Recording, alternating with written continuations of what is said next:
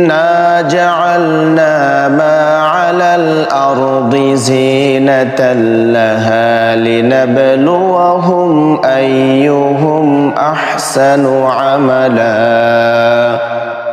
وإنا لجاعلون ما عليها صعيدا جرزا أم حسبت أن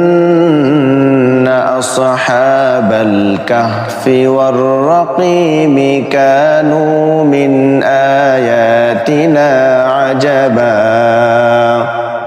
إذ أوى الفتية إلى الكهف فقالوا ربنا